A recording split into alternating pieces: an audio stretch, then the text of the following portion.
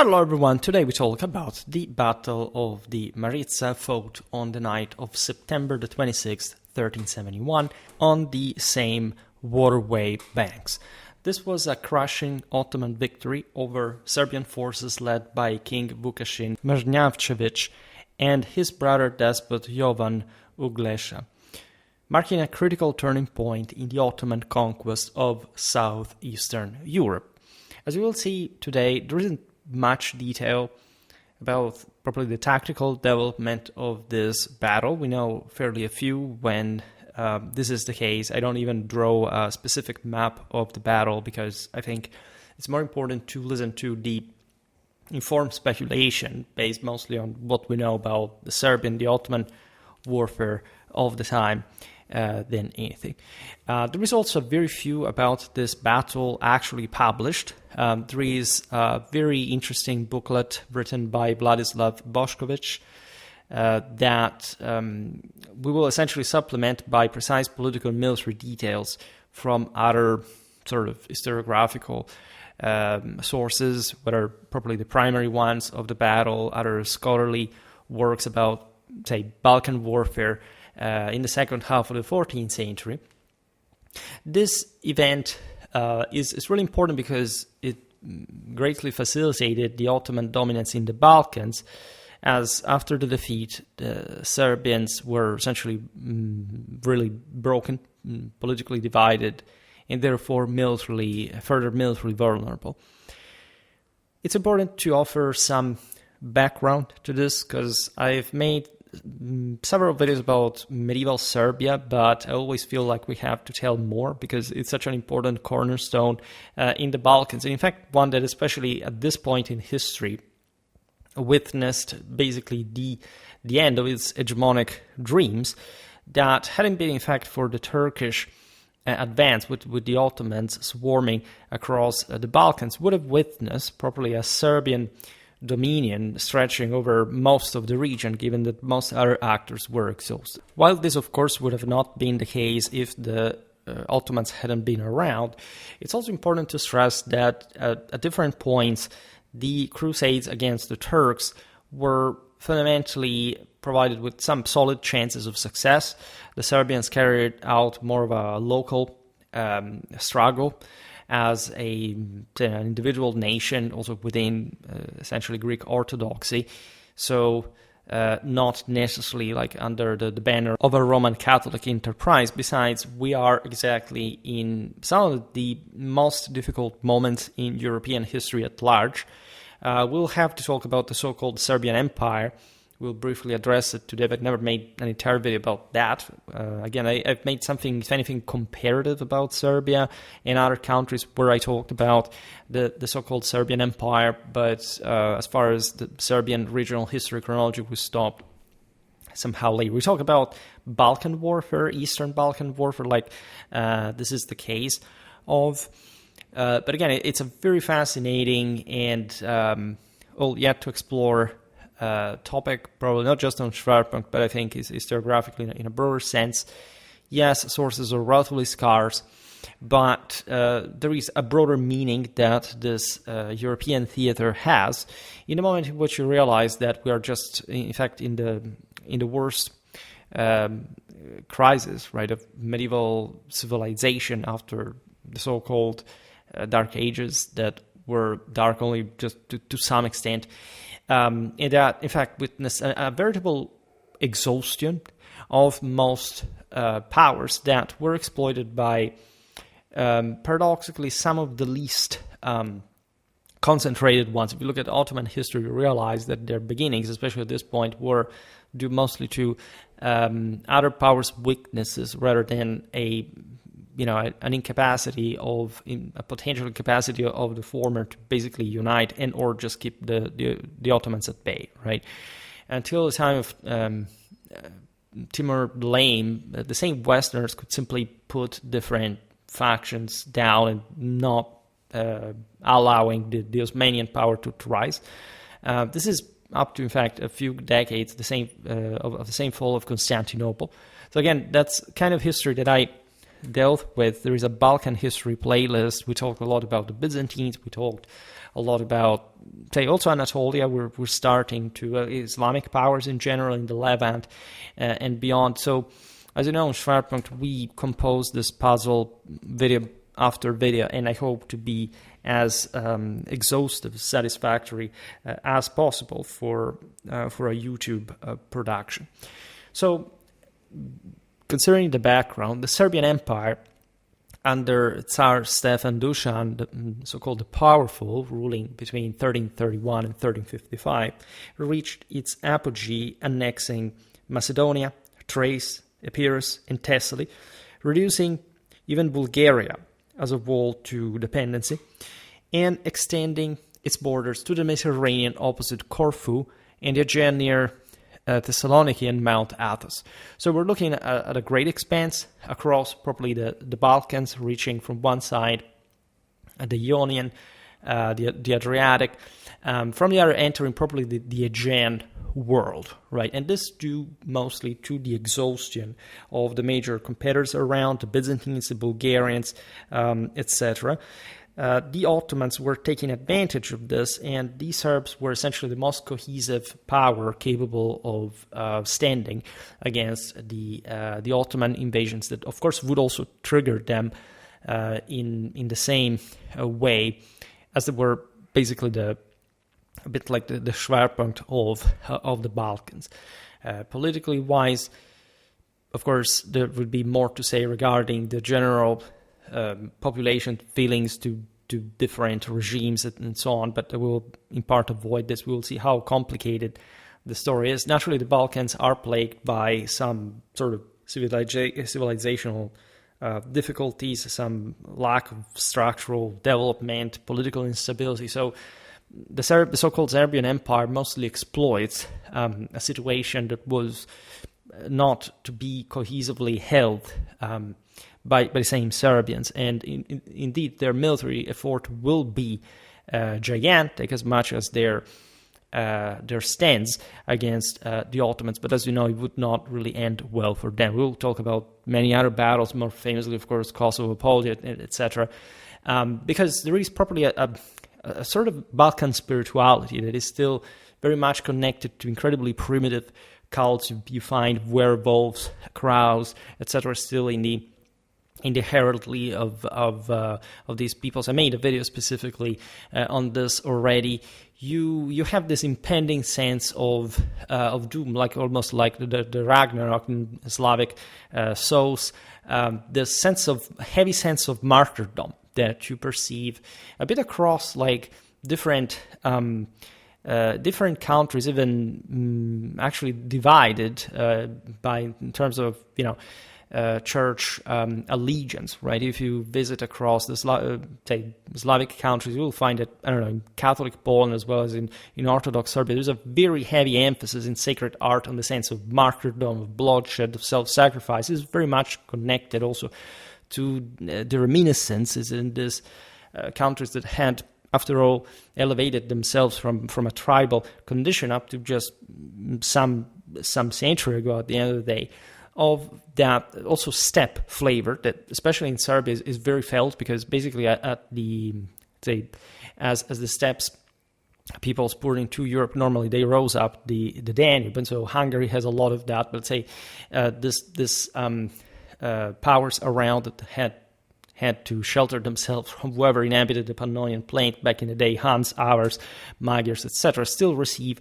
habitually these hordes of Turkic nomads, and this even influences probably their way of war, their arms and armor, their tactics, and we highlighted this in the relative videos. I hope again to come back more prepotently on specifically Serbian and Balkan warfare in general. And this video, of course, is an important piece of that.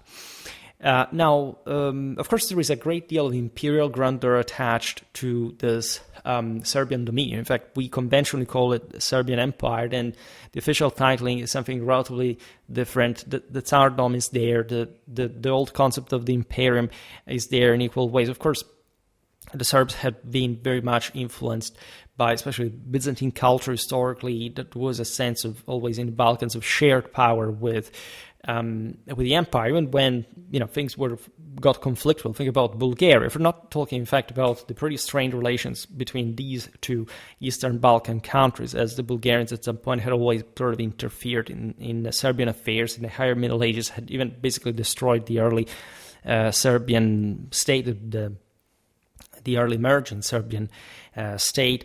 Now it was mostly the opposite. The situation was reversed, as Bulgaria was being heavily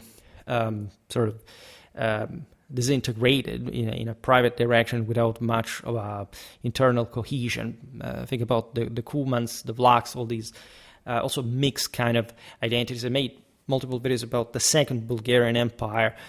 We talk also about different neighboring Central and Eastern European powers, so you have some idea of that. Besides, we also made lots of videos about Ottoman warfare, especially of this later medieval period, because normally everything booms as far as the Renaissance is concerned, but there's probably a medieval 200 years of Ottoman warfare that also illustrate how the Renaissance Ottomans came into being as a war machine through this also very tough Balkan school that the Serbians heavily contributed to as well.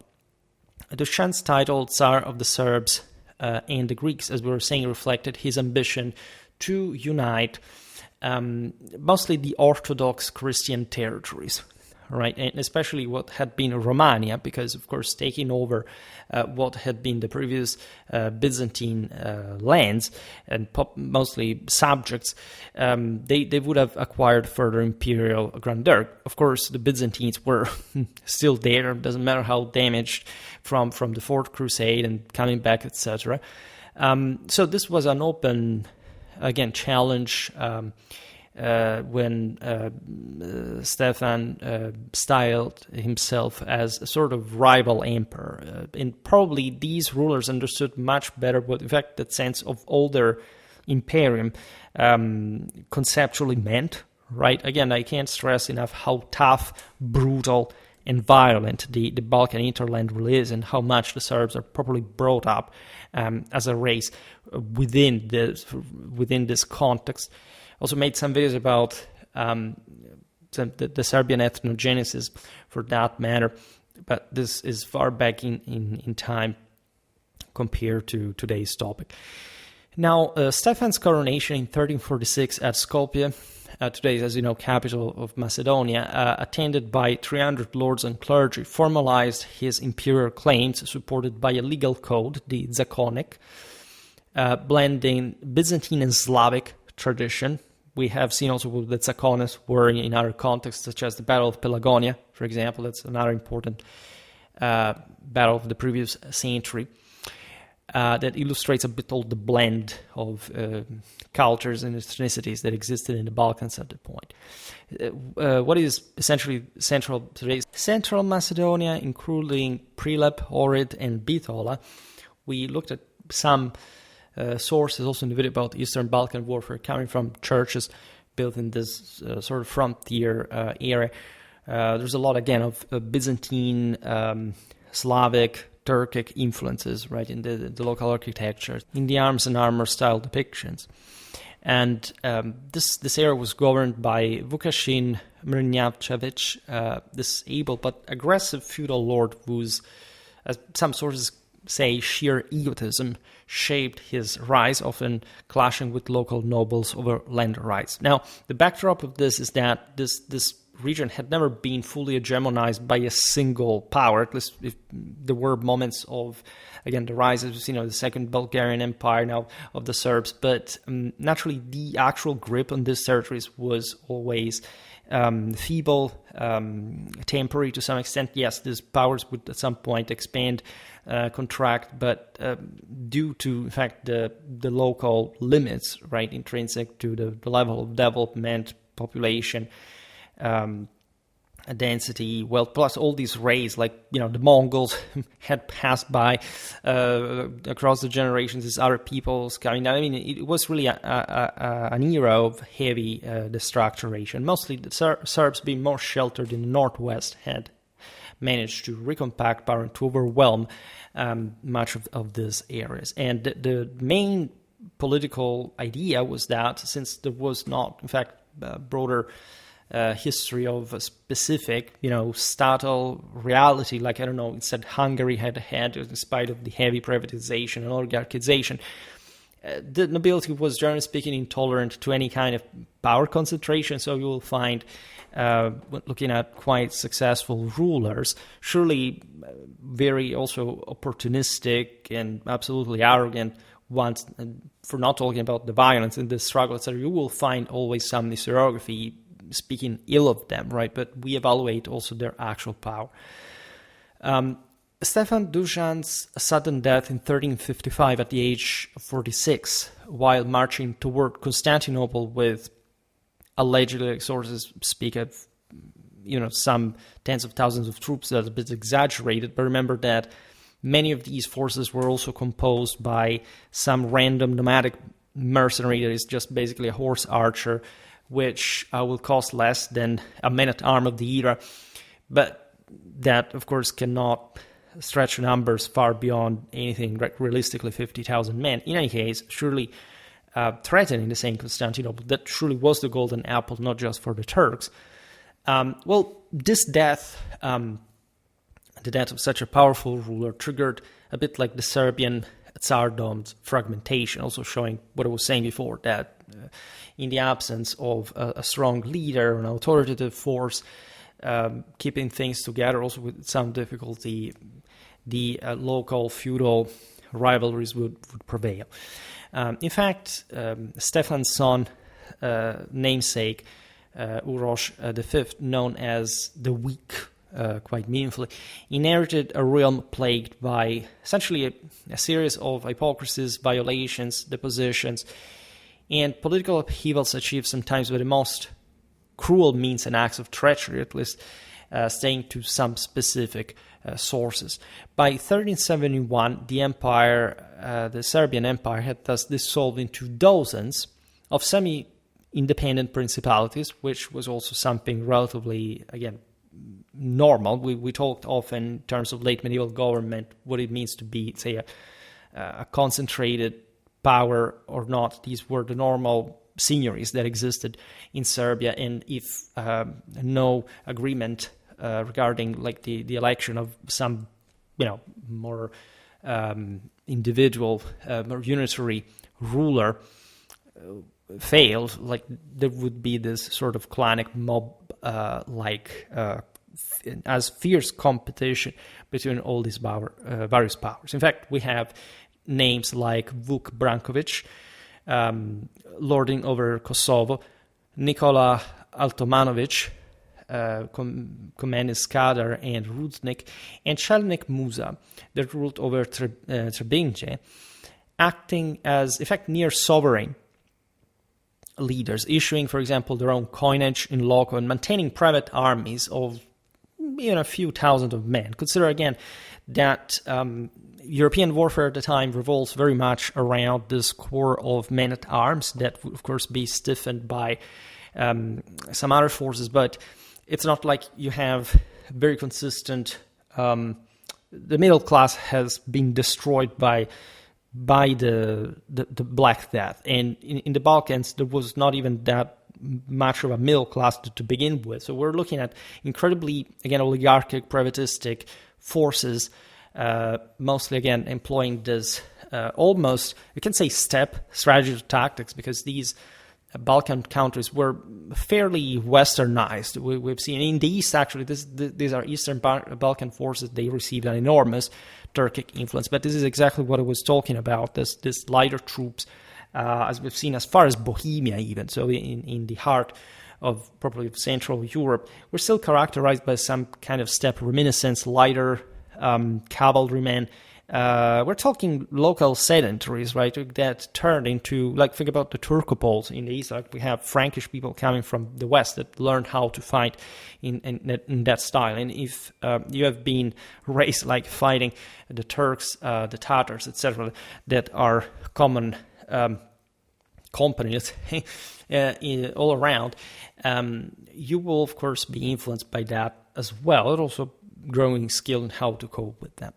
Now, this political vacuum, exacerbated by rivalries over silver-rich mines like Novo Brdo, was exploited by the Ottoman Empire under the emir Murad I, nicknamed Uda Vendigar, which means in Turkish godlike one, liked, right? So not like, also godlike, probably one in a sense. So of course the one favored by the universal, by imperial power. His court in Edirne, Adrianople, coordinated a rapid expansion through Ghazi-led campaigns. We've talked about early Ottoman warfare, as I was saying before, also within the context probably of the Eastern Balkan one. And you know that the early Ottomans had a bit the same of what we just said, a bit more in that Turco-Mongol souls, that is to say, lots of warbanders in the guise of pretty light troops that were used to loot, raid, pillage, carry out scorched earth strategy and so on, and also to forage the bigger concentrated armies. The Ottomans had already installed themselves in part into Europe. They controlled part, of course, of Anatolia, and they were essentially struggling to seize control of all the, mostly like of the coastal cities, but also having to cope with the interland populations. So they were building up their own forces, still in a time where the Ottomans are definitely not that sort of fully fledged statal power or army, even less so. Something very primitive in their case as well, but also pretty driven, pretty like, you know, the system is collapsing, let's seize as much as we can through this predatory policies. Now, Vukašin and Jovan Ugleša, of obscure origins in the Hum-Trebinia region near Dubrovnik. I made a video about Ragusa, by the way, so if you're interested, we will talk about it a bit today, but I made an entire video about its history. Rose through Dushan's court, leveraging military service and court intrigues alike. The 16th, early 17th century Croatian historian Mauro Urbini claims their father, that is Vukašin and Jovan Ugleša, was a minor noble named Mrnjava, hence the name, the patronymic Mrnjavčević, which was possibly a cattle breeder, by the way. And again, we can imagine whichever social background here, also affluent farmers or people that often in the Serbian highlands were habituated to deal with war, right? To command men, to fence off attacks, etc. Scholars, but this is merely speculative because scholars dispute this notion. There is also a meaningful absence of Mrnjava and an alleged third brother Gojko in reliable records, suggesting that, as it often happens actually for Balkan, in part Eastern European history, that there was some sort of Renaissance fabrication to romanticize their lineage. So, of course, we rely very often, as we will see later, talking about the sources of the battle on centuries older sources. But there is always some, say, here it's just like an anecdote, right? But it's some sort of reason why this was specifically written, or at least something that was seen even in the forgery as plausible from context that, after all, had not changed that much.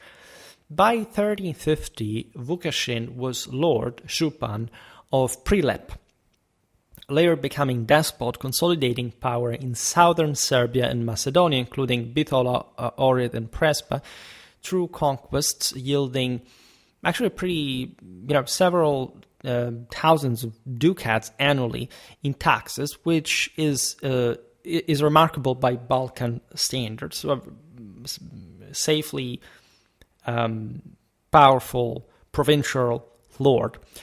Vukašin's military curriculum, though not extensively documented, included, as we've seen, service under Dushan in campaigns against the Byzantines, for example, between 1342 and 45, where he likely commanded it's likely, I don't know, some companies in sieges like the one of Serres, that is today's northern Greece, honing skills in shock tactics and feudal levies. His aggressive style, noted in clashes with Albanian tribes, in 1352 emphasized rapid assaults but neglected scouting at times, a flaw at least that would be apparently evident at the Battle of the Maritsa River. Again, we don't know whether Vukašin was particularly unskilled in scouting. If anything, it's interesting to think what kind of warfare he was fighting. I guess we made just one video about Albanian warfare. So far, we'll have to catch up with that. In any case, the ascent of this clan was supported by Urosh's mother, the Tsarin Yelena, was a Bulgarian princess, widowed at 33, who backed them to control her ineffectual son, hoping to wield influence through Vukašin's ambition itself. Scholarly studies highlight Yelena's role as a political broker, negotiating, for example, with Ragusa in Venice to secure trade routes across the Balkans into the Adriatic. This was a very important trade because essentially, like all the valleys from the Dinaric Alps that flow into the Adriatic are deeply connected with, in fact, that basin, and as you know, projecting also further through the Aegean and Italian trade.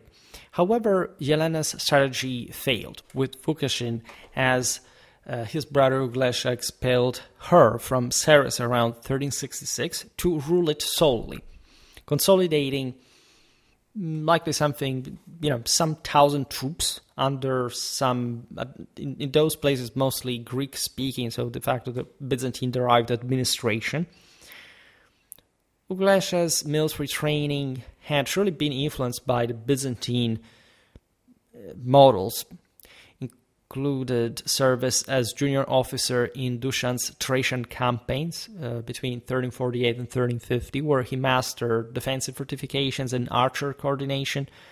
This was evident in the protection of Serres walls and most of the storming of the same, but lacked experience in mobile warfare against Gazis. If anything, the Serbians were heavier than the more mobile Turco-Mongol style of combat. That, however, was not actually a negative, right? The Ottomans will be good at the Battle of the Maritsa in a strategic way, fundamentally.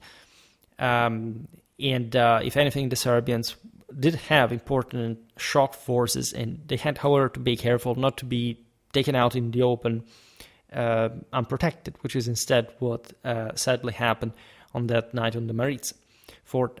Vukašin expanded his territories, conquering Skopje, Prizren, Pristina, Novo Brdo, and Kosovo Polje by 1371.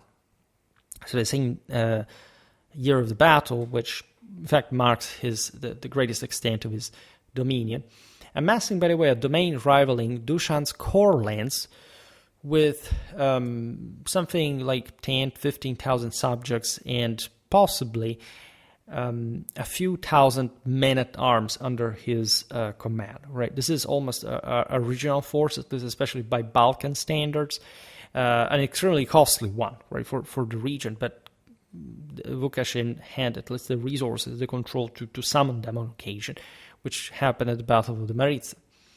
Vukašin's strategic marriages, including his daughter Olivera to Durad I Balšić, son of a Zeta coastal lord controlling probably around 1,000 men, and his son Marko to Jelena, daughter of Radoslav Hlapen, a Macedonian noble related to Dushan through his sister, securing support from gentry in Ohrid and Skopje with, other several hundred retainers, speaking in a military sense.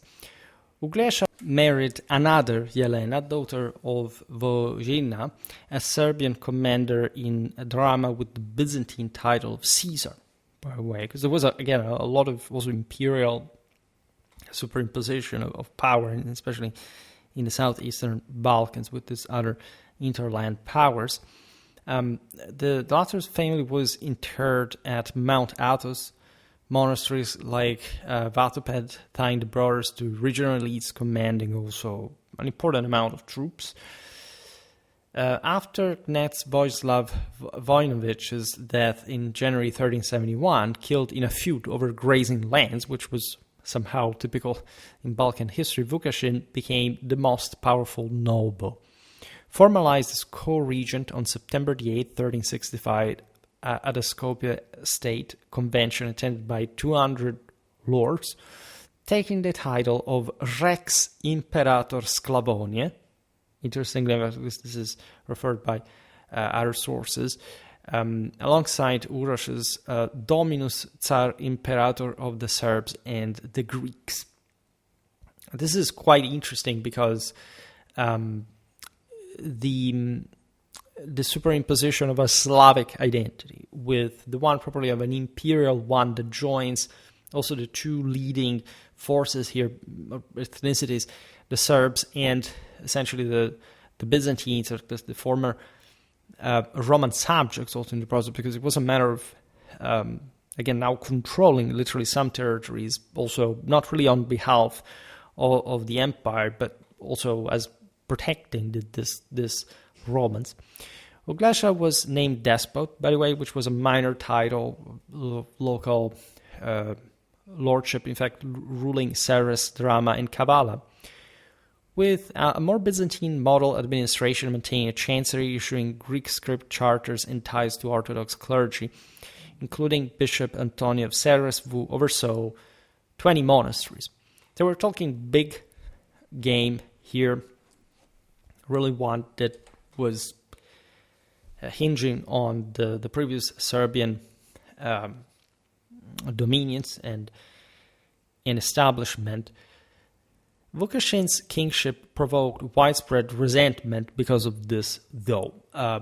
We haven't arrived in the video about Serbian regional history to the Nemanjić dynasty's history, but this basically had lasted for 2 centuries of rule that had really brought this clan to a level of imperial and heavenly rule. In fact, some members of the dynasty had been sanctified, like Saint Sava and Saint Stefan.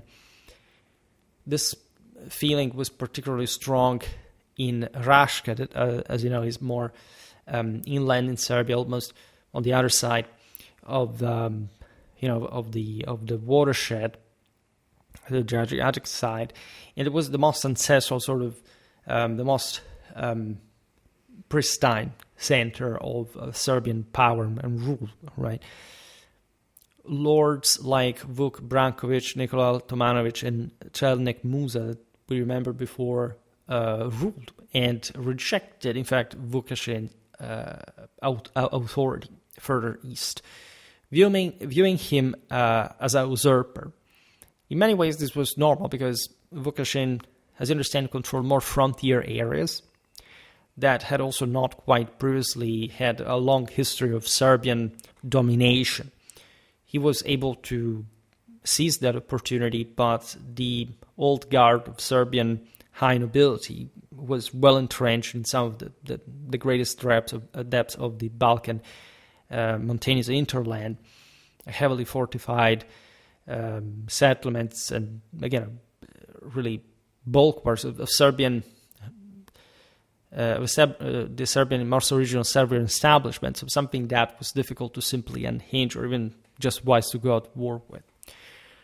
Scholars note that Branković's Kosovo domain, with 2,000 troops, and Altomanović's Skadar with 1,500, formed a coalition to curb the same Vukašin's influence, fearing his control over Novo Brdo's 5,000 ducat annual output from the silver mines.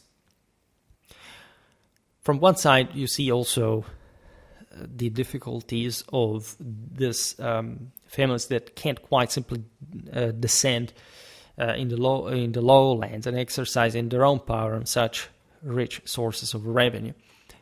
Brankovic's military curriculum included training in Dushan's court himself, leading 300 cavalry in 1351 against Bosnian raiders, mastering skirmishing tactics, but showing reluctance or basically just not having the opportunity of engaging in large-scale campaigns. Altomanovic trained in coastal warfare, rather commanded something between 200-300 ships in 1368 against Ragusa, the main port on the, at least the Balkan coast of the Adriatic, excelling in logistics, but perhaps lacking some more comprehensive command potential, which also contributed, in fact, to his feud with Vukašin himself. Fears that Marko would inherit, by the way, given Uroš's childlessness and at age 35, fueled further opposition, as did Vukašin's dynastic ambitions, evident in his April 5th, 1371 decree in Poreš near Skopje. This reaffirmed, by the way, Ragusa's commercial privileges, allowing duty-free trade in Novobrdo's silver mines that were thus connected across the mountainous interland to the major Balkan Adriatic port, thus further increasing Vukašin's revenue, and this sense showing also how he could basically ensure some security over the precious metals crossing this lands, also controlled by, or threatened at least by his own rivals, right? So it was a policy of attempts, but not less effective ones. Naturally, there was a lot of sort of violence, thuggery involved from both sides. Vukašin was, anyway, the major ruler in Serbia at this point. His dynastic ambitions are evident in the same aforementioned decree. For example, he styled himself as Lord of the Serbian lands, the Greeks and Romans, and the Western territories, right? With his wife, Queen Helena, a Leone possibly Yelena's sister or a misidentification, and sons Mark Andreas, Ivanish, and Dimitrie, in mentioning 1,000 per dowry later removed by his sons before 1364. So a really powerful ruler in the region, ideally projecting his control over also not better specified lands. The Western territories are some sort of ideally conquerable ones. Further northwest, we don't know. His churches, like St. Demetrius near Makar and St. Archangel Michael's in Prilep, omitted Nemanjić saints. So literally saying like that dynasty doesn't count anymore. This was considered really an affront to Serbian identity because these saints were truly believed, like indeed that older primitive ideal to be such in virtue of their essentially imperial grandeur, also won on the battlefield. When you see this, for example, in St. Clement of Ohrid, you realize that there is really a cultural break that Vukašin carries out to establish a Mrnjavčević dynasty, though Marko's title remained Kraljevich, that is to say, limited at least by Nemanjić legitimacy. Uglesha's diplomacy included donations of a few thousand iperpira to Mount Athos monasteries.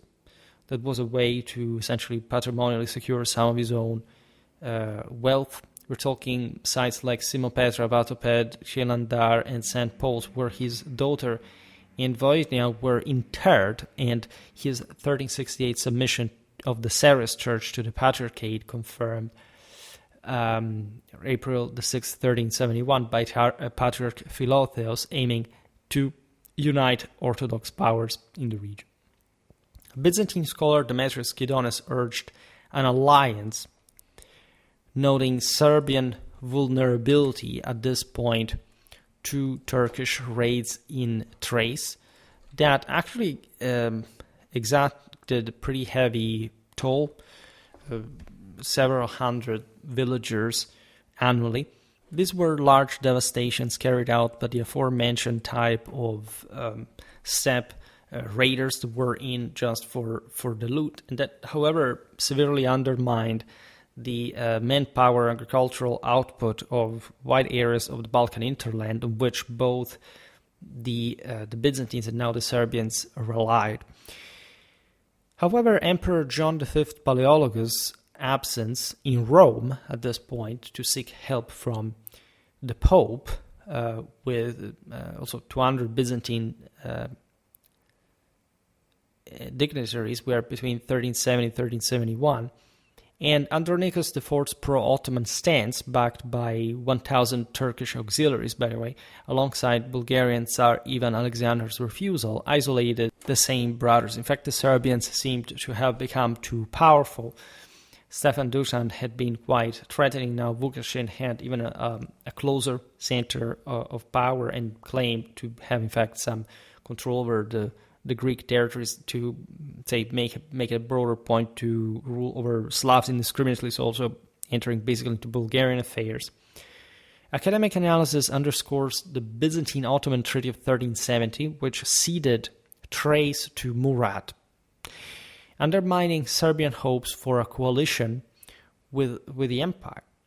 Murad's Ottomans, leveraging their Gazi-driven expansion from Edirne, captured further territory in around and threatened Macedonia and Ceres with themselves, precipitating the campaign of the Maritsa. Speaking, by the way, now every 2 days, basically we make a video where we see that the Byzantines did something terribly wrong throughout all their history. I will not comment on that, but just the other day I made a video about the aftermath of Banskirt.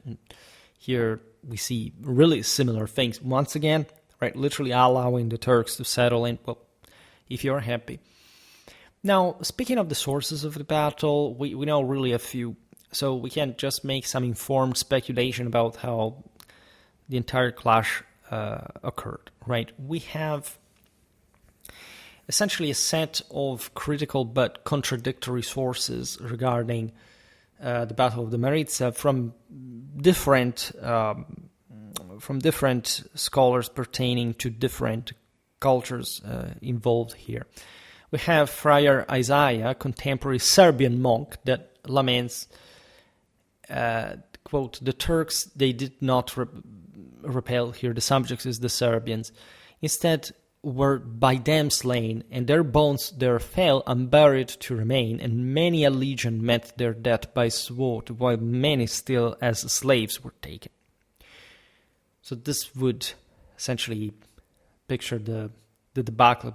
See, now the Serbian army losses are relatively speculative, but this was a disaster, so we can really imagine even up to like several thousands of dead captives, or even more, depending if you really want to stretch the extremes of the debacle.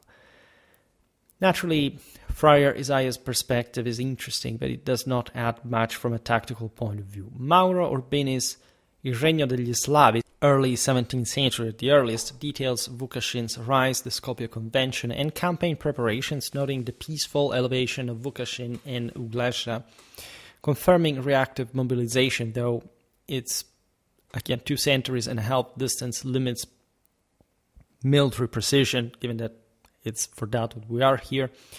Ottoman chronicler Ashik Pashadzade describes the night raid led by Lala Shahin Pasha. We'll see now these were and what we know about the battle.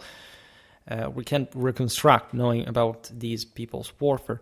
Or actually İlbeyi, noting cattle drums booming like thunder and the Maritsa River's role in the Sirp Sindici, that it would be the route of the Serbs. This is an important source for Ottoman tactics, but it likely exaggerates the Turkish prowess. Lala Shahin's military curriculum from the Ottoman side was the commander of the Turkish army, included service under Orhan I, leading 1,000 Gazis in 1359 at Gallipoli, mastering ambush tactics and night raids, which he at least displayed a refined capacity of at Maritsa. Atse İlbeyi if involved, was trained in the Anatolian campaigns of the 1360s. He commanded likely some 100 Akins in 1367, specializing in rapid strikes. So again, they were part of that raiding culture and sort of lighter Turco-Mongol military school.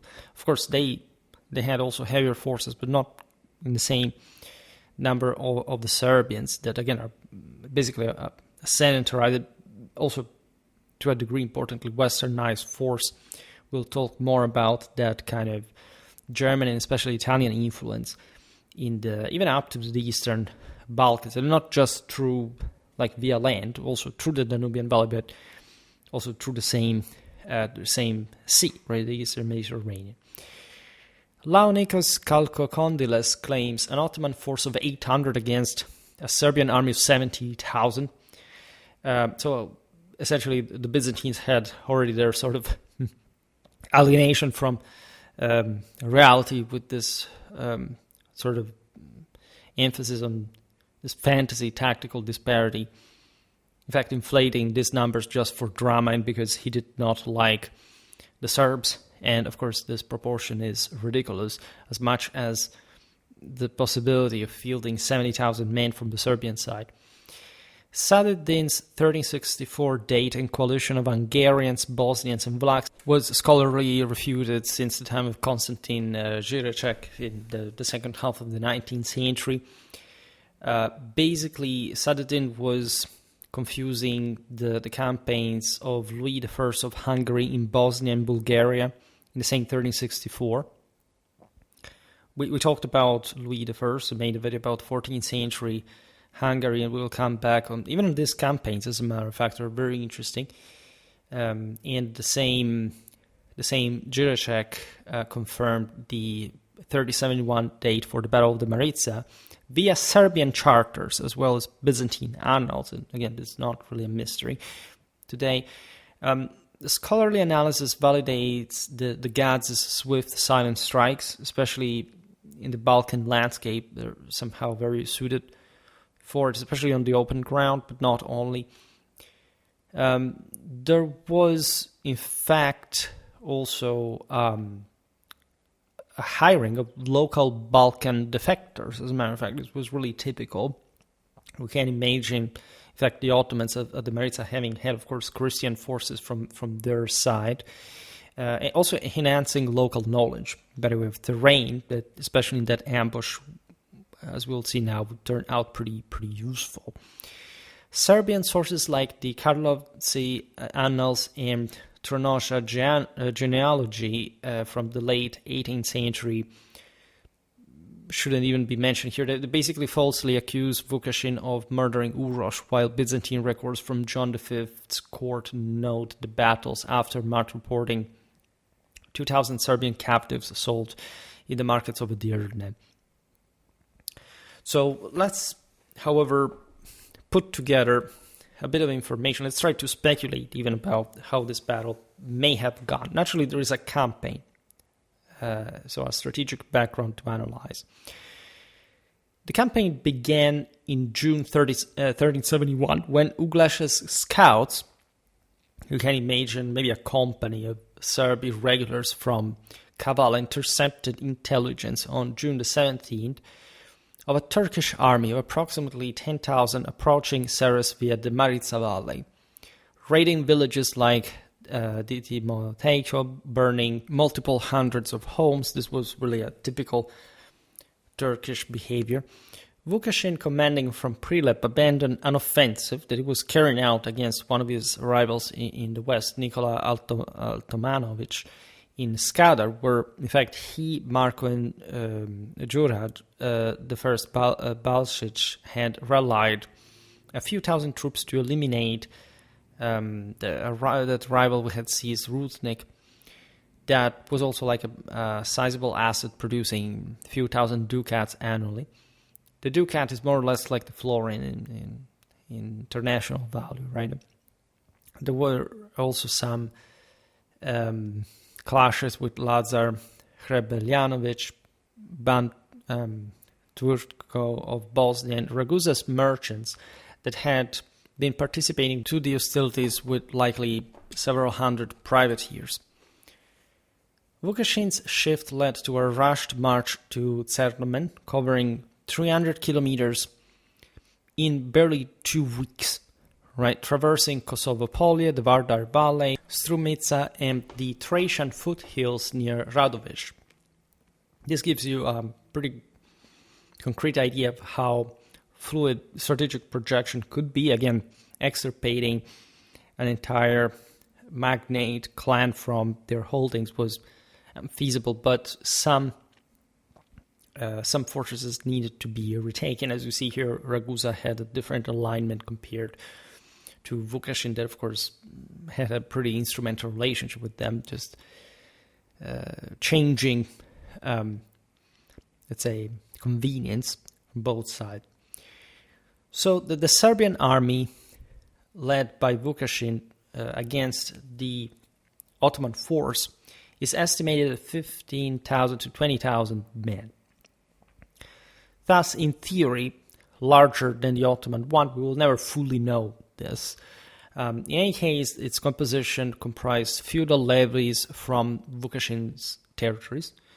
So we have seen before Skopje, Prizren, Pristina, Novo Brdo, Ohrid, Bitola, Prespa, as well as Ugleșa's Serbs principalities, so Drama, Kavala, Christopolis, etc. This is interesting because it gives you an idea, of course, of the fact that the older feudal levies worked. Let's say the Balkan had never had like a full sort of Western style feudalism, but think about the Pronoia system, etc. And this was essentially in the absence, especially of strong statal realities or particularly robust city-states, the capacity of levying more than, in fact, this local nobility, together with mercenaries, basically were the same people, unless we talk about also the lighter troops. Of this 20,000 Serbs, even assume plus, again, any other element that may have come from elsewhere, I don't think we can assess more than 1,500, 2,000 heavily armored knights. Actually, this would be sort of the most obvious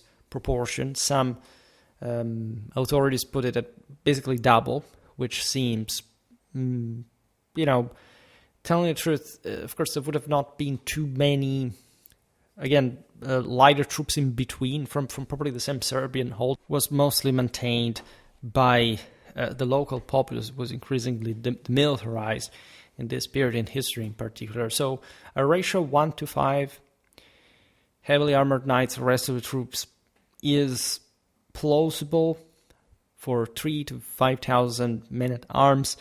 However, without further complications of how these men at arms actually were, how they were equipped, again, I think that if we think about the sort of probably most outdated, again, heavily armored knight with, at this point, like a mix of plate and mail, etc., regardless of any, in fact, also backwardness of these countries that normally both, we know, like armor, but maybe missing pieces because they were too expensive and or they would have been too heavy for the type of more dynamic sort of hit-and-run tactics that they were, in any case, involved in. I think that more than 1,500, 2,000 would be excessive, even assuming that the Serbian army was actually that big. But let's stick to these numbers. These men-at-arms would typically be equipped with 3-4 meters long lances, broadswords, maces. The armor in total would weigh, multiple tens of kilos. So these were probably the elite forces, professionals trained for mounted shock charges at something that could reach, like, especially in the moment of the charge, something like 45 kilometers per hour. So they're really top-notch, but they also require a specific support from lighter troops that must safeguard their flanks, offer some kind of support with combined armed tactics. In fact, we can imagine the rest of the troops, up to 10 12,000, say 12,000. It's purely speculative at this point, given the aforementioned numbers, being mostly lancers, heavy infantry with spears of, 1.5 meters, 2 meters, but also other weapons, like secondary ones at times, like axes, flails, wooden shields, in some cases also pretty large ones. In this age, there is a Pavese model essentially spreading mostly from the Italian peninsula that becomes ever more European. The Slavs, admittedly, especially the ones inhabiting the more frontier areas with the steppes, had developed, however, some flat, especially squared shields that were quite useful against all those hails of arrows from the nomadic steppes.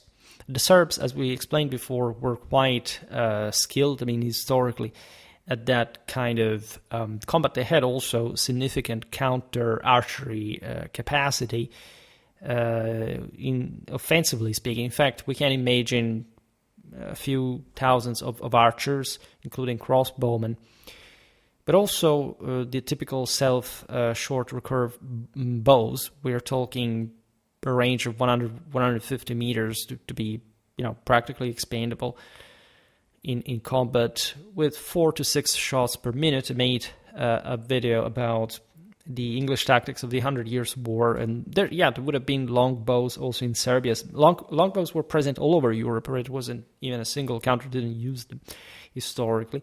The crossbows had actually greater range, as we explained, something between 2 to 300 meters in this case, with 1 to 2 shots per minute. Here, maybe more actually, but this is something I'm not going to enter into the discussion of, and especially trying to imagine these factors even being particularly relevant for this battle. The most important thing is that they would have known how to shoot them to good enough proficiency. This is of course valid for everybody involved. The Serbian cavalry at this point was heavily influenced by Western military culture. This was especially true, we've seen it also in the video about Western Balkan warfare, as there was a consistent stream of imports via Ragusa, mostly from Italy, at costs of 50, 100 ducats per suit of, again, the plate plus chainmail type, requiring, just given the overall heaviness of the horsemen, of the horse, that may have been, like, also speaking of the mount, in maybe a case out of 10, the ultra heavy cavalry also had mail or even plate for its defense. These are things that we actually see before time. Think about the Battle of Semlin in the 12th century. According to the Byzantines, the Hungarian knights had the Hungarian horses, war horses, had chest plates. We'll talk about these notions, but again, in general, like Eastern Balkan warfare is characterized by lighter armoredness, mostly due to material poverty, not because, as we've seen, that a shield could be quite effective in that sense against the arrows that weren't necessarily, in fact, less. Even in their full volume during these battles, a greater problem than Western crossbows, as a matter of fact. Again, the same Serbians as the Westerners in this context against the Turks were actually much tougher in that regard. Again, we will at some point talk about some specifically Serbian historical military unit of the period to show particular defenses. For example, it seems that the Serbians had, at least it appears, we've seen it also in the archaeological, iconographical examples in the video about Eastern Balkan warfare, some gorge protection, neck protection, which is surely connected with the hail of arrows. Their men-at-arms were often subjected to. Naturally, in dense terrain, it was difficult to use heavy cavalry. This needed quite well open ground, again, some specific support. The other troops were there for that reason. But the Battle of the Maritsa River was more like an ambush in a pretty close space, confined space, and this cavalry could hardly maneuver in this circumstance. Besides, the battle happened at night, so it's even a more complicated thing. Let's be honest, these men-at-arms were really ultra-elite. They knew how to fight in every single circumstance, but of course they couldn't give their best in that situation, and these disadvantages could really hamper their overall effectiveness, as it really happened. That was the first thing that the Ottomans wanted, because they didn't want really to face the full might of this Serbian cavalry in open field. If you know something about the Battle of Kosovo-Poli, you know at which price the Ottomans could defeat the Serbians, and or at least get in a draw. Of course, there were different cases of sort of open field victories, defeats, also Serbian ambushes, etc. But overall, that was the trend. So we can imagine, of course, specific feudal lords participating among, especially the heavy troops, some retinues of, say, a few tens of lords like Dejan Dragaš, Vlatko Paskačić, and Branko Mladenović, commanding some 100 troops each, say a few companies. This composite nature of the Serbian army may have in theory hindered coordination, right? Sort of fragmented command. This was typical of the quarrelsome feudal establishment of these lands. Anyhow, of course, these troops also knew how to operate together. They were habituated to the same type of combat. And so also in Serbia, you can speak of that same sense of, okay, they're so professional, they can be put together and cooperate even if they hadn't known each other before, which was not even the case, by the way. Units operated under banners like Vukašin's, for example. We can imagine red with St. Demetrius. As we said in the beginning, the Serbians had a very heavy sense of their Orthodox spirituality, and also, again, with very archaic military characteristics of self-sacrifice and bloodshed in all the combat, literally as an offer to God himself. Uglasha's banner would have likely had some gold Byzantine crosses. We're speculating to a degree, but we know something from the heraldry of these places and generally speaking the affiliations of these rulers, what they were trying to imitate. Dejan Dragaš was trained in Byzantine garrisons in the 50s of the 14th century, and he had led 800 men at Serres.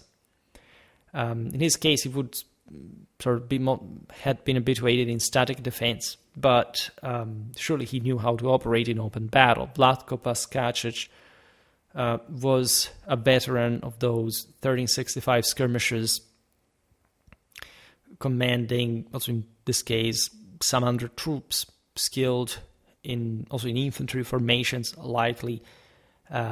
These are always like the underdogs and a brutally underestimated element in what was still combined armed tactics. Naturally, we can't imagine like a particularly high discipline among these troops. But again, also for the footmen, we have the aforementioned process of professionalization. Again, in the Balkans, it may be something far from the more rigidly uniformed, for the time being, English or French men-at-arms or the Italian condottieri, etc. But they were, again, regularly participating to these raids. They followed their masters, their lords. They knew their deal, and they were also equipped by their leaders adequately for the task. So 300 meters of march in less than 2 weeks across the Balkans, of course, is not the recipe for freshness. The march surely fatigued the Serbian troops, with supply lines strained, especially by transporting, as we can estimate, 50 tons of grain, 20 tons of dried meat, probably some other few tens of tons of fodder for, even before we talk about, because there aren't just the actual war horses, there are the spare ones, there are also the transport, the pack animals, right? So this is an immense logistic feat, especially considering Balkan resources, how stretched they were by almost continuous warfare across the previous decades. So this high ends the stakes, of course. We have to imagine about all the instrumentation, weapons. You can imagine tens of thousands of spears, several thousands of swords, thousands of bows, crossbows.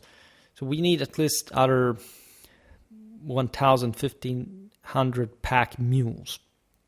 At some point I will make a video about the very specific, literally chemical, biological issues of an army, for example, stationing just for more than a few days in a single place with all these troops concentrated instead of being scattered and built on a vaster area.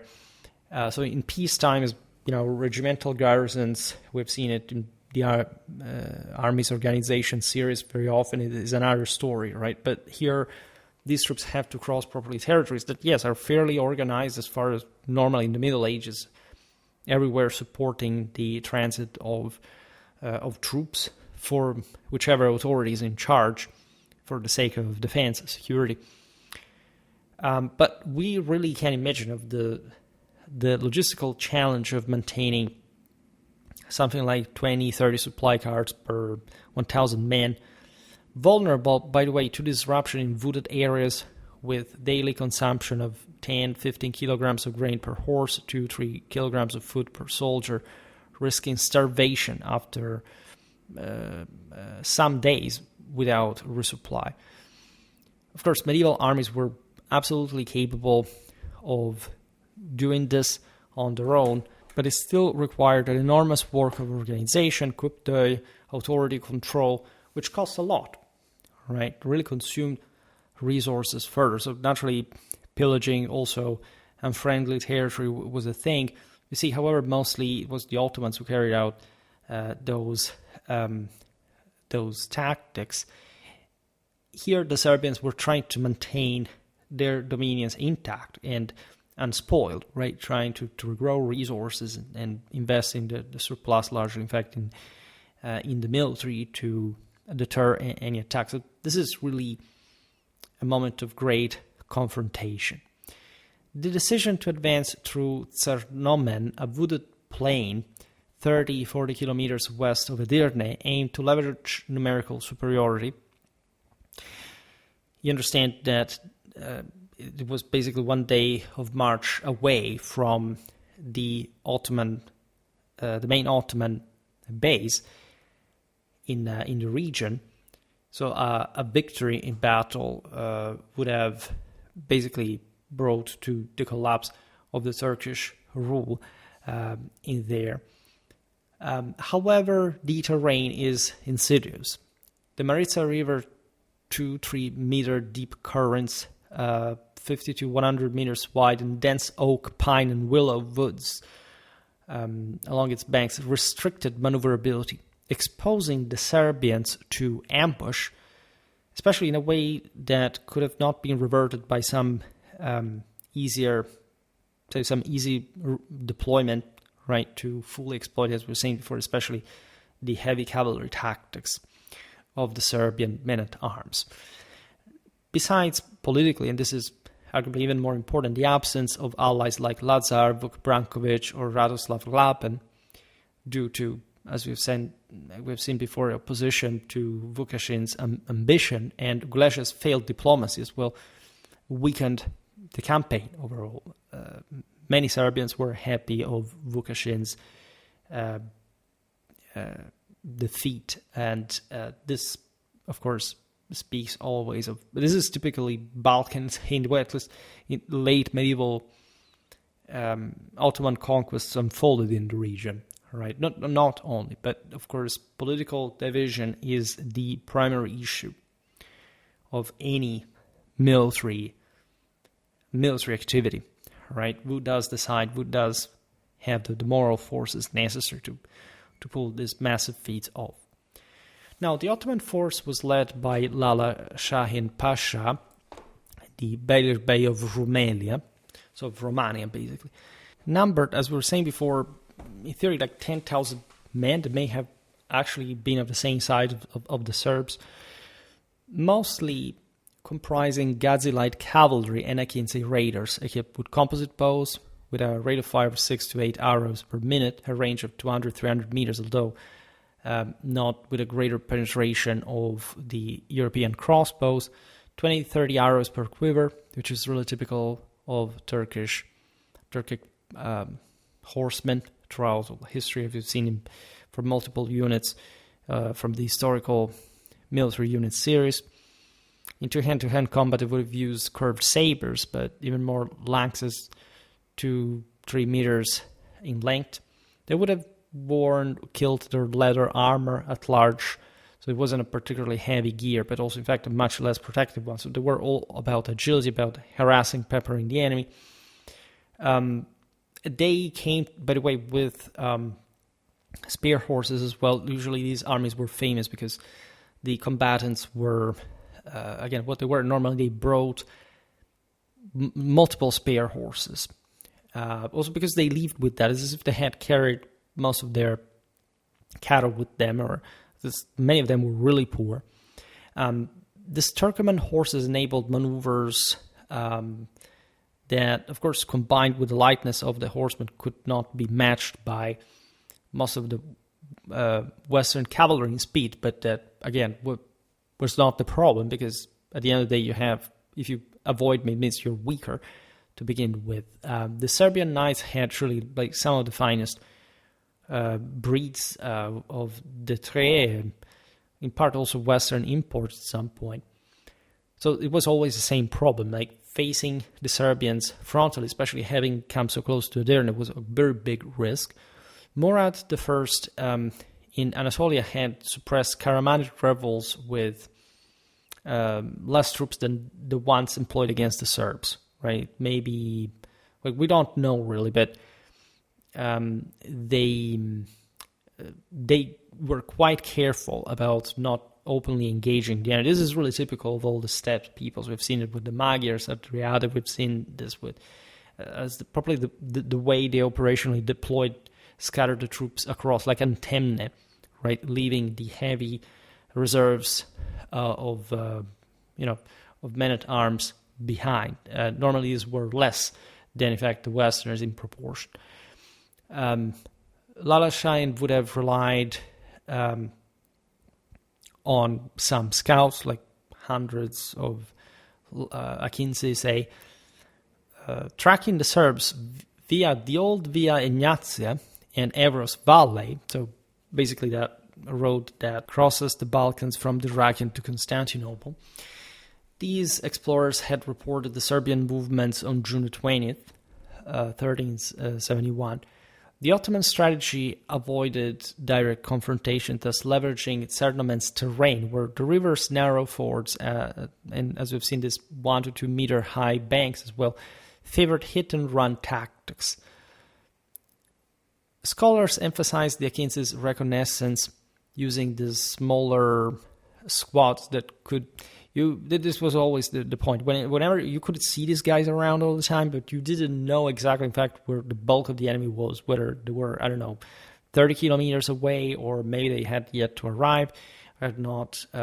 You couldn't really know, also because sending scouts out there was very risky, because you would expose them to these guys that were sort of better at that sort of individual hand-to-hand combat when you were not fighting in formation and proper combined arms tactics. At least it was a 1 versus 1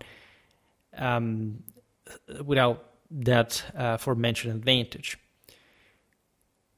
In fact, we can well imagine the Ottomans having tracked the Serbian movements over a pretty consistent part of the march, even up to 3-5 days of march, which means 100-150 kilometers. Naturally, there are many ways to track an enemy army. It's not really a surprise, especially one of this size. But of course, keeping an eye directly on it is another story. The Serbians were apparently, at least some sources point this out, but we would never know. It's the story that here these guys lost because they didn't have scouts on their own, or at least they didn't have local guides for terrain knowledge or all this stuff. It doesn't sound really credible. Apparently, the Serbians also lacked particular defenses on the camp's 2 kilometers sprawl. So this would have been allegedly what prompted the Ottoman attack at night. Because, again, facing the enemy in open field when all the Serbian forces were well lined up and ready to deliver their dreaded cavalry charges would have been more complicated. A night attack was as desperate as bold, thus at very high risk, but also possibly very rewarding, negating that Serbian advantage in open field. Plus, acting on surprise. Naturally, it's not like the Serbians didn't know that the Turks could use some trick like that, but it is possible that they really were surprised to that degree. Again, it was normal to see these troops around. Probably it's true that this Turkish scouts reported that the Serbians had, say, a relaxed discipline. They didn't really care too much about camp security, so there was a margin for a night attack that the Turks were, as we've seen, into. The Battle of Maritsa unfolded on September 26th as an Ottoman ambush. Thus, the Serbian army encamped near Chernomen across a couple of square kilometers, had, as we've seen, this bulky force in the center. It's really speculative whether the camp was structured in a way that would facilitate the deployment of an army for the next day. It's likely that the Serbians knew that the Ottomans were close, but not that close. Surely the men-at-arms at night were billeted in the camp under Vukašin's and Ugleja's banners. Infantry formed the flanks in open field. We don't exactly know where they were in the camp.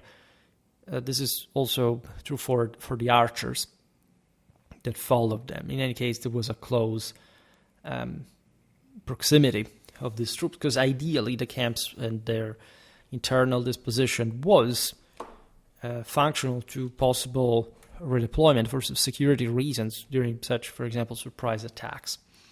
We can just speculate on how many, tents existed, probably some thousands. There were, as we've seen, several hundred oak-framed wagons at the same time. That in a few generations, the Hussites would show, like, probably one of the best, most effective ways of using wagons in a fortification, but also we explained how, in fact, the use of wagon forts for defensive purposes was always a thing, especially among these peoples, especially in the steppes. Like, that was the norm, and the peoples habituated to fight against these nomads knew very well how to use these carts as well. So the notion that the Hussites' revolution tactics in late medieval, it's a complete myth, it's completely made up, right? The fact that they were very good at it has nothing to do with what was actually done and why, by the way, in that time in history. It's likely that the camp was, of course, located along the river bank, because, as we were saying before, you can't even be fully supplied and, say, well organized, but if you encamp in a place that is far from a major pool of fresh water, your army collapses, right? There are many examples of this, even in lands that are not arid or whatever. Think about the miracle of the rain with the Romans in Bohemia, right? So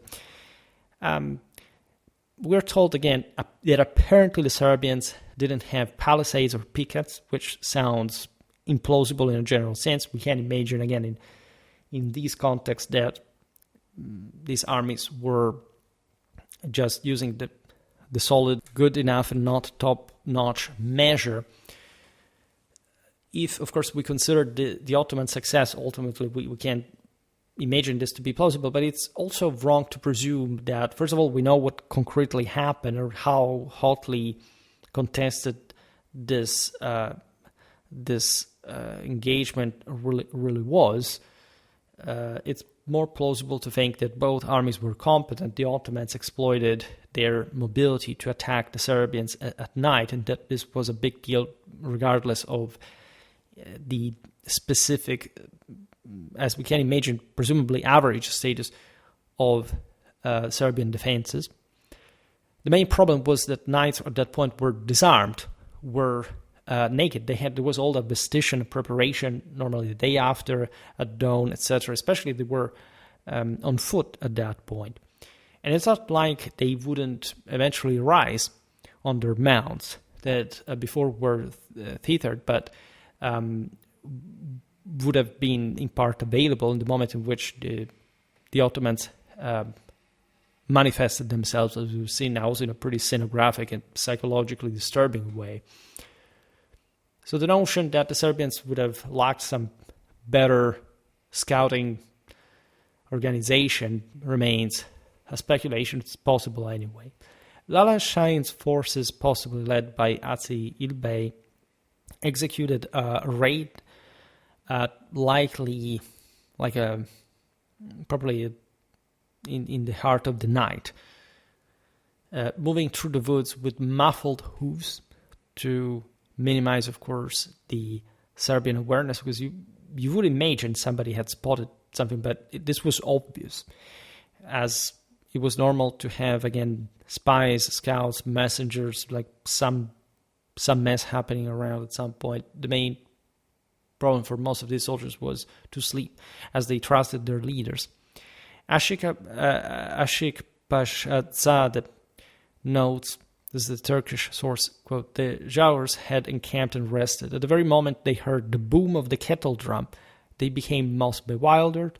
I made some videos about historical military music, the early Ottoman military musical units organization. I made a historical military unit video exactly on the Ottoman military bands of exactly this era. There is a pretty detailed history of this all. It's true that the Middle Eastern tradition was more based, especially on drums, on a greater musical direction, let's say, of the troops, in part because there were much more horse and light horses around. So you had to be heard from a distance by troops that mostly were hypnotized by this kind of Dionysian trance, because it's not like these guys are too Apollonianly trained, right? The Ottomans had their sipais, who were probably the nobility, but most, as we've seen, of these troops were raiders, were the scum of the earth. And there's also an anthropological meaning attached to this. What kind of musical instruments you use for which kind of troops, right? The source continues by saying their Serbian horses tore themselves off and ran away, and the Zhaurs trampled all over each other. So basically, he doesn't offer this overwhelming information about what happened. This is really normal, but we can imagine the chaos, like in the camp at the moment in which it especially collapsed. Of course, the surprise and the general disorder due to the night attack, possibly by surprise. We can imagine the noise made by these drums. Say you have 50, 100 kettle ones, as is typically used by Turks. You have a pretty loud noise, like 80, 100 decibels. So the mess is insane. You would have this initial, say, announcement that the enemy is there, then an attack that falls immediately after to shock and awe, basically. You can imagine, again, here we don't know anything about the internal disposition of the Serbian troops in the camp, nor how the Ottomans actually intruded. You can imagine there would have been some, still kind of covert operations involved here, and we can't quite fully picture. but the Turks would have stormed in, and of course a combat would have ensued inside. It's also from an organic point of view very difficult to say how these units would carry out their attacks. Normally, you can imagine some units of, some tens of men entering in the narrow pathways of the camp between the tents, etc. We don't know whether the Serbians at some point deployed with sufficient space, because again, it would have been a pretty wide camp at the same time. So surely some troops, some units managed to get ready and to counter the Ottomans. There would always be some kind of ASLIP force to manage such possible scenarios. Skirmishes back and forth, right? Sections of the camp the enemy had broken through and others were held off by the Serbians, also allowing at some point some other troops to escape. This always happens, even in open field. You can imagine in such entrenched situation, right? We're told that vast amount of Serbs from the army died in the attempt to cross the Maritsa. So this speaks, of course, of the phase in which everything is given for lost by most.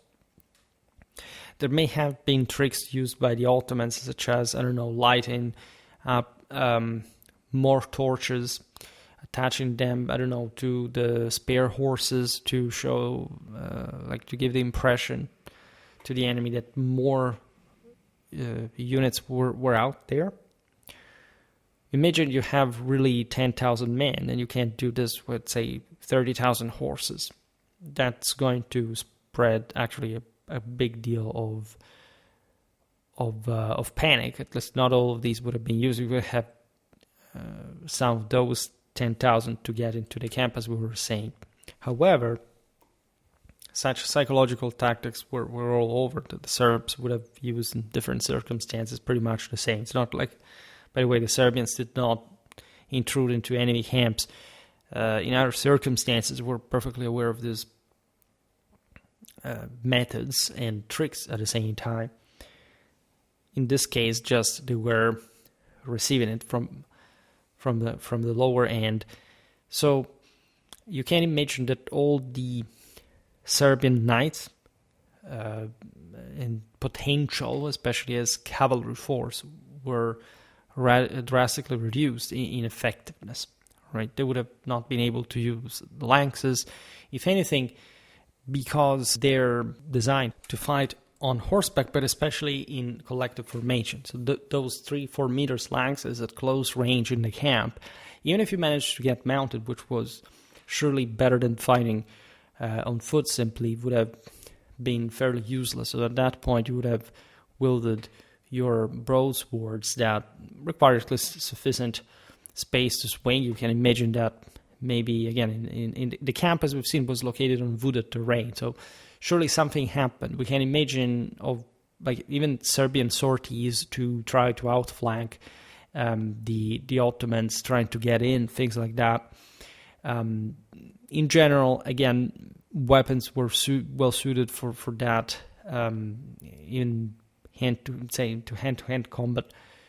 And at that point, surely some Serbian knight cut down tens of Ottomans on the spot. But without some broader coordination and just, that elite being the minor part of the Serbian army, and the Ottomans having likely, again, this more moral advantage, the surprise effect, and so on. And likely, again, I'm not entirely convinced that it was enough to surprise the Serbs, especially for such a large army, and simply wiping them out with a inferior numerical force. It's possible. It can easily happen. But when we're talking about larger forces, like in the tens of thousands, it becomes less likely, less frequent, less plausible, right? If we're talking, a camp of 100 men, you can't even intrude with a few and causing a massacre in ways that are much more shock effective. Not necessarily, you can also lose But with bigger amounts of troops, it becomes more complicated. Also because even the same Ottomans were to fight inside the camp, so they could plan this better. But aside from the surprise effect, they should have. They were prepared to fight through. In any case, we are told that this was a debacle for the Serbians, right? We can imagine at some point some squads forming square, fighting to the death, which often happens, allowing especially for others to escape. They couldn't form like hundreds of men squares just per se, if not maybe outside in some next to the camp. Inside was just about this also fragmented loyalty, reconnecting with the guys of the same retinue that slept in the same tents around. We imagine lords like Dejan Dragaš, Vlatko Paskašić, or Branko Mladenović, like going through also these individual command problems at that point, because such a large camp, it was difficult, presumably, also to communicate from one side or another, especially if the attacks were staggered. There was a general confusion about the whole thing. It's possible that archers misfired bolts in the dark, hitting trees or allies even at some point, because how do you tell even at night? You do have, of course, lights, fires, but how do you actually recognize, how do you tell who's who, right? By the way, in the Balkans here, as we've seen, the Ottomans used even Balkan troops themselves. So we can imagine passwords, all this kind of mechanisms being put at play, but in a quite confused, chaotic situation. It's said that the Maritsa River drowned something between up to a half of the entire Serbian army, especially armor that was prevalent even among the lesser soldiers to some degree, would drag them under in the 2-3 meter per second currents that are not negligible, especially at night. By the way, this is not a hot environment, at least in late September at night. You don't want to be like in the Balkans. Yes, it's a warm night, but it's still quite environmentally debatable that this is going to be just a simple bath in early autumn. The same 1 to 2 meter high banks that we're talking about before have been a natural trap. This may have properly brought the knights to immediately drown, because you had this steep banks that if you got into the water immediately, you would not be able to test how deep that is, which is not what everybody there would have known. So you can imagine somebody, stripping himself bare of all the heavier equipment, the same clothes or the padded armor that can get soaked in water and render your movements ever more difficult and making it through across the river. But you can't do that. If you're a man-at-arms, you can't do that immediately. You need at least 1-2 minutes, and you're basically in that situation. If you're that desperate, your head is spinning in so many different directions. At the same time, you may not even be able to literally unstrap your armor or everything at the same time. So it's possible that thousands of Serbs died in the mud flats alone. Others were surely cut down, that's the most typical thing, by the Gazis chasing them. At some point, if you're psychophysically exhausted, you let yourself being slain. It's something really documented in battles when you're properly taken over by the storm of the darkest forces that are prevailing together with the enemy, taking you down with them. You're just incapable. You may even die on the spot by yourself. We are actually told, mostly out of exhaustion, syncopes and things like that you would die out of thirst. For example, you would literally exhaust yourself. In any case, most of what this slaughter would have looked like is in pursuits that could last, by the way, dreadfully half an hour, like moments in which God knows, what kind of avenues before being tracked down and killed you would have taken, right? Cutting yourself into the woods, into the thorns. It's something horrifying. Plus at night, literally not knowing what's outside. So visually picturing your own slaughter, knowing that you're entering this labyrinth, either in the woods or trying the water option, that, as we've seen, is terrible in any case. Vukašin and Uglesha were killed. Likely this happened on the spot of their 10th command cluster, because that was the position they had to hold. There was a general sense up to a certain point. There was a center, a perimeter to defend, and a center that was basically the Asgard, the Alamo. As such, the leaders, their entire political legacy, their reputation, this, as we've seen, the Vukašin had stood even against the Nemanjić legacy in spirits, etc. So you can imagine these leaders taking on their responsibilities and dying like lions to the death, right? Chopping to pieces many enemies before being finally taken down, refusing to surrender. We will never really know, because the Ottomans were not really tender-hearted, and especially in the general chaos, you may never really know. There is, however, at the Pshatsa monastery, fresco of Vukašin, depiction of this almost dwarfish old man lying conniving because of his negative reputation, at least by those who had despised him and so on. So this is just some sort of political smear, but there's no doubt that on Vukašin fell also the responsibility for this enormous disaster that affected Serbia to a very high degree. We can imagine Ottoman losses to have been a few hundred if all things went well. Surely, like in the thousands, came back to their name, but it's possible, in fact, their losses were much higher. We're told the story mostly by, as we've seen, Ottoman sources, at least in greater length.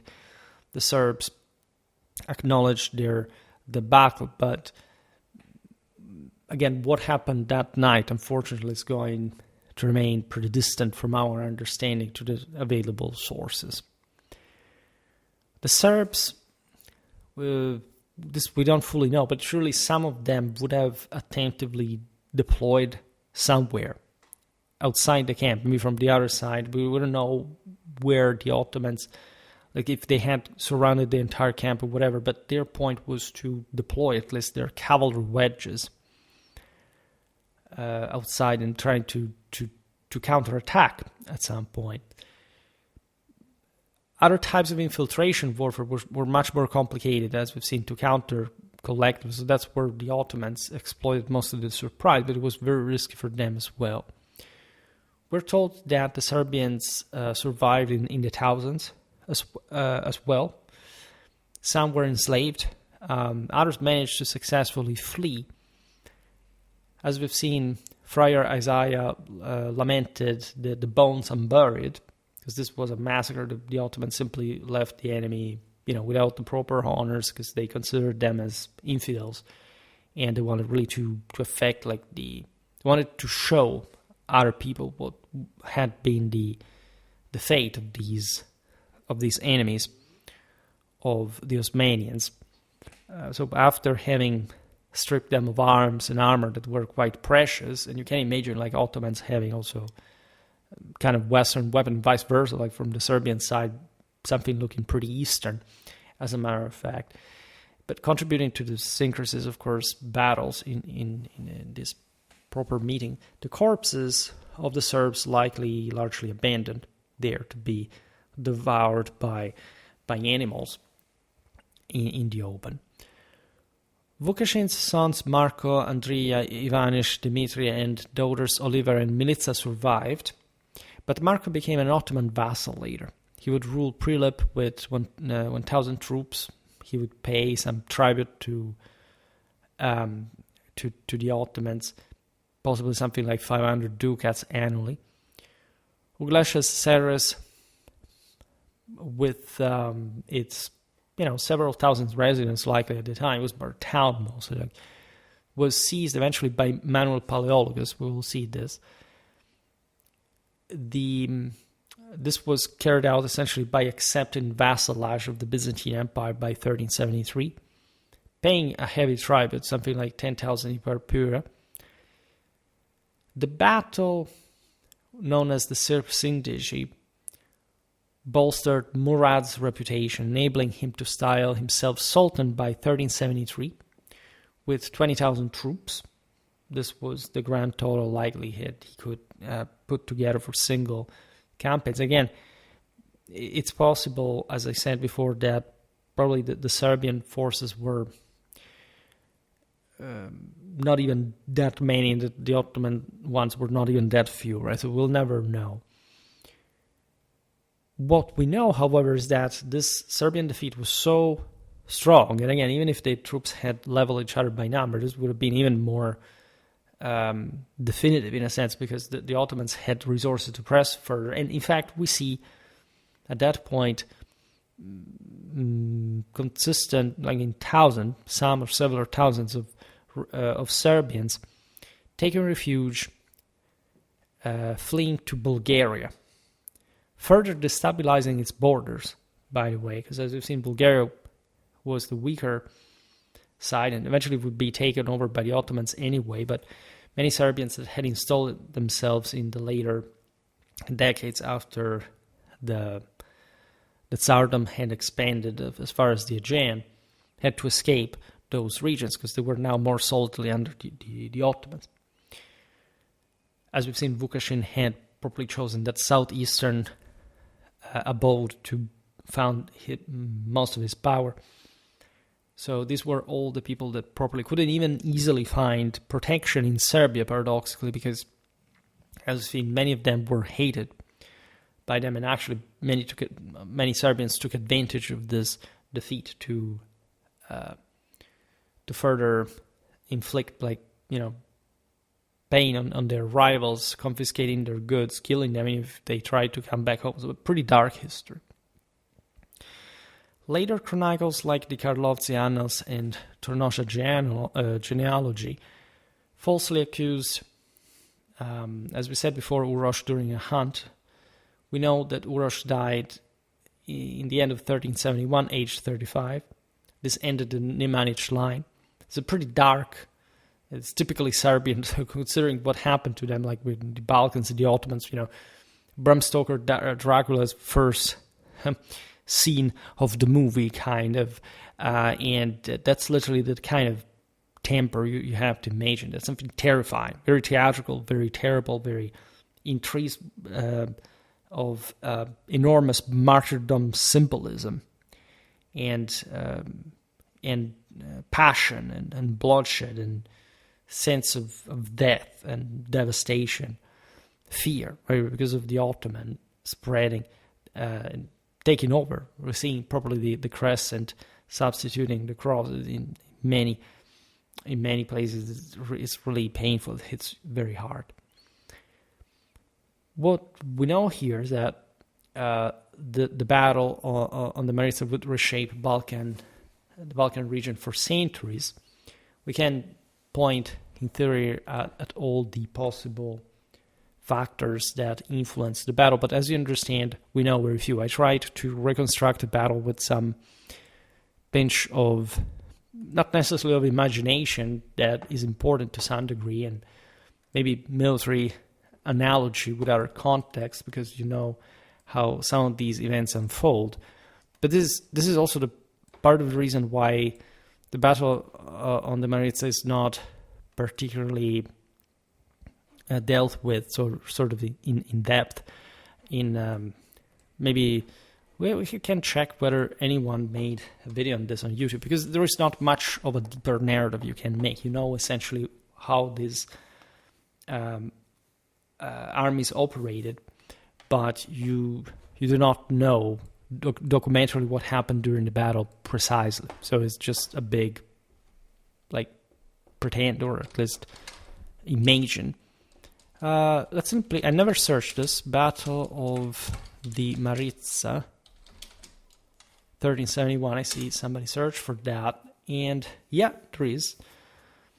Actually, prominent channels talked about this, but it's yeah, just two major ones, and they are videos lasting for not more than 20 minutes, 117. So again, it's completely normal. They probably did that by imitating one another because they're at the same years of distance, and some of them are made just with the usual boxes and maps. There's not even properly a scene of the battle, or at least it's complicated to see there, and or using Total War, etc. And there's something that bothers me, because I always use commercially free licenses from Wikimedia Commons, and I see channels with millions of subscribers that use pieces of video games or pieces of somebody else's works and images, etc. And I'm pretty dissatisfied with that, because the notion is I could easily do the same. I mean, not easily in the sense that I don't have all the time to edit or whatever, but, you know, aside from the fact that it's just a silly video game, and there is plenty of pictures if you search that you can freely use, but, I mean, isn't it really better to look at how things would have really looked like, or something more atmospheric, more like a history? Again, this is always the problem with the internet. And time passes, and God knows, because you can imagine these channels could be taken down just because they used this imagery at some point, right? How do you really cope with that, right? It's not really necessarily nice. I'm looking at just how this unfolds. Naturally, this battle and this history is, yeah, this is really Total War stolen. And again, also, what's the actual accuracy of this anyhow? And that's how people are tricked into, like, I'm offering the best. I may be boring, but let's say compared to the Polish script, but again, a bit of background, a bit of history here, almost 2 hours of video, I think deserved a bit for this clash. It's really, people may have understood better how this unfolded by following my story than this else's. But again, I'm glad, because I also, how many videos did I make on Serbia? Let's check. Medieval Serbia. Oh my god, really? Only 8 videos? And some of them just collectaneous ones? Wow, too few really. We must really do more about medieval Serbia. Really, really more. And so this is yet another video. And I'm glad, because finally we're dealing with, this is the most specific Serbian warfare video I've ever done so far. Hopefully adding to that, I see also that for 8 videos, this may be an old playlist, but it has almost 1,000 views. So 1,000 people watch the videos through the playlist. Of course, the videos individually have much more views, but, you know, it may be complicated to predict how things go in general.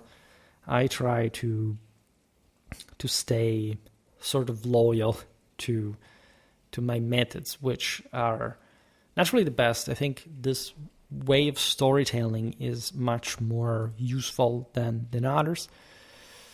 There is also a Balkan warfare, medieval Balkans, surely. It's one playlist I made, and we have here 32 videos, which honestly comforts me a bit, excluding the Byzantines, by the way. I didn't make, unless, of course, it's a particular topic, like here, the Battle of the Iraqian, for example, that happened in the Balkans. Also, the Battle of Pelagonia. That's a case in which I will include some Byzantine history videos into that, because, as you know, the playlists overlap. But actually, like 32 videos is fine, considering Byzantine history plays is somewhere else, and just really a few of these are really, they're specifically Balkan stuff, and we need more Balkan stuff. I really want to make more videos. And remember, if I have anything on the horizon regarding that, I don't think so. There are other regions. But this was, by the way, I didn't tell the story of this video. I wanted to do it, I think, like 2 years ago. And there is, but I lacked the means to do so. So I basically stored it and saved it for a better day. Kind of a cryogenic, dealing with the cycle. And I finally found the proper sources, managed to put together the script, and I used that to also surf a bit the wave of the last views. And I have probably a